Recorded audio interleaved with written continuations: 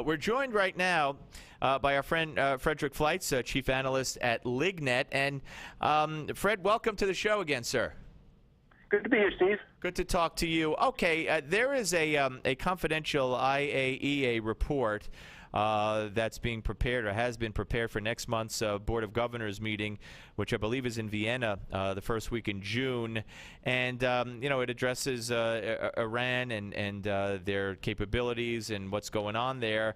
And LIGNET has actually takes issue with some of the things in that report, and LIGNET has uncovered some information that should be very of interest to all of us, very disconcerting, to put it, very alarming, however you want to describe it. So why don't you tell us what you guys have found out? Steve, I think there's so much going on in the world today that the Iranian nuclear program has sort of not been noticed by the media.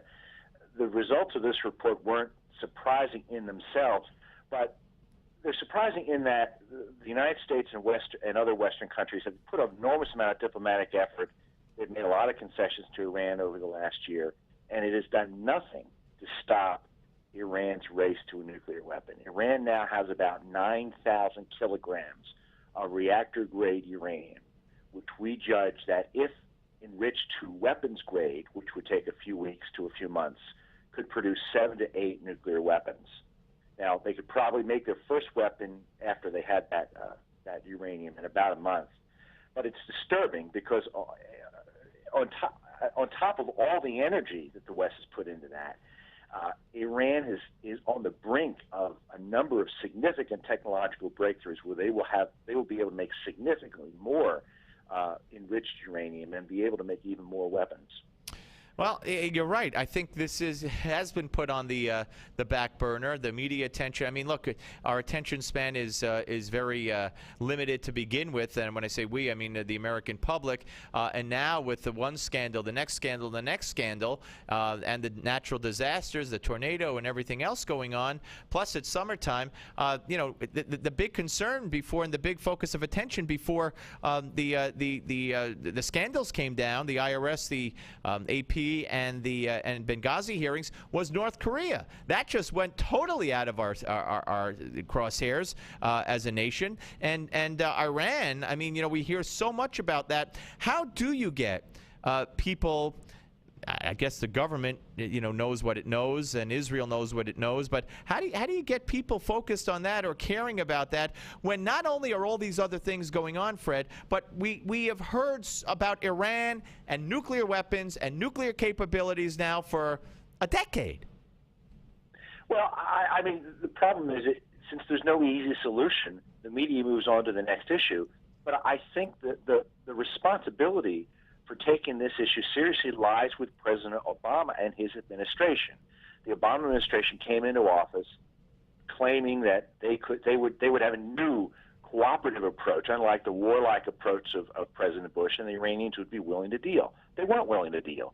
The Iranians don't see any difference between Republicans and Democrats. They hate all of us, the Iranian leadership, not the Iranian people. And they've pushed forward with this nuclear program. They've taken every concession that we've given. They've pocketed it.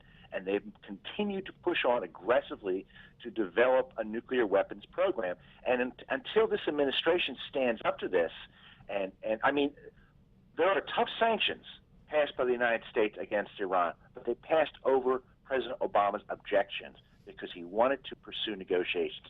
The negotiations have gone nowhere. We haven't been serious. Okay, so if you are Israel, with your assessment of what Iran could do, again, you know, Iran, and this is the thing. Iran has been killing Americans for years. Iran is fighting a proxy war against the West, against Israel through Hezbollah. Now Iran is through Hezbollah supporting Assad in Syria. If you're Israel, you know, when is the line drawn? Now, we know that they have well, we suspect they have fought back with the viruses into the computer systems that were facilitating the Iranian nuclear program, the Stupax virus and all those kinds of things. Motorcycle riders have placed bombs on magnetic bombs on cars where Iranian nuclear scientists have been riding in, and they've blown up.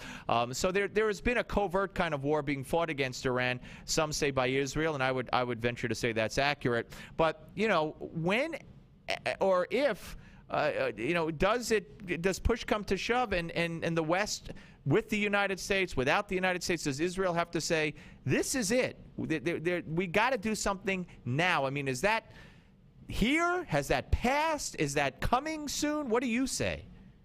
Well, it's an interesting question, and it's more confusing because Prime Minister Netanyahu has laid down a so-called red line when Iran's nuclear program would have gone too far, and it would require an attack. LIGNET thinks they passed that red line years ago. Right, so that's almost like Obama's red line with Syria and chemical weapons. Yeah, we think they probably agreed to that red line because Netanyahu decided last fall to cozy up to the Obama administration. The Israeli red line is meaningless. The Iranians could easily make enough nuclear fissile material for Obama in a few months right now, and they could have done it a few years ago. And if you look at a chart, LIGNET published an article May 22nd. We lay out that Iran probably had enough fissile material to make a weapon in November 2010. Actually, in November 2010, they probably could have made 2 to 3 if they had all the equipment ready. But, I mean, they had enough reactor-grade uranium that's not difficult to make into weapons-grade uranium. I think we have to face a sad fact that the window has probably closed for an Israeli military attack, and they're now simply trying to pressure the West and the United States to step up sanctions and to take tougher actions to convince the Iranians to stop the nuclear program, but I don't see that happening. We're talking to Fred Fleitz, chief analyst at LIGNET here on the Steve Malzberg Show. I saw a report yesterday, I think, that there are missile silos that reportedly have missiles aimed, I don't know how you could tell, but this was the report, so that's why I'm asking you, aimed at Saudi Arabia, Jordan, and we're talking about the Iranians, and I'm not talking necessarily with nuclear weapons, but just missiles that could reach that would do devastating things. So that it may not be. I mean, Israel might be the prime target. U.S. interests might be a prime target, but certainly if they're attacked, Iran is willing to go after those who have also been vocal in advocating for a limitation to their nuclear capabilities. Is that accurate? Do you believe? It is very accurate. The Iranian nuclear program is also advancing in leaps and bounds. Bear in mind that Iran placed 2 primitive satellites into orbit. They claim it was to place satellites in orbit. Most Western experts believe it was the test of a long-range missile. This missile could probably hit all of Western Europe, maybe further. That's crazy. It just is crazy that we sat back and let this happen. And what's even crazier to me is that for whatever reason, Netanyahu acquiesced and changed policy and let Iran get this far. I guess, I don't know, to curry some kind of favor with Obama's administration, or maybe as a result of some threat from Obama. I don't know, but it just seems very bizarre. Fred, as always, we appreciate it, and tell folks how they could find out more about LIGNET. Well, please log on to lignet.com. We have a special membership for $1. You can read all of our articles for 30 days, and we have a special premium, the CIA World Factbook, one of the best resources to countries of the world. All right, and there's nothing else really you could get for $1 that's worth anything.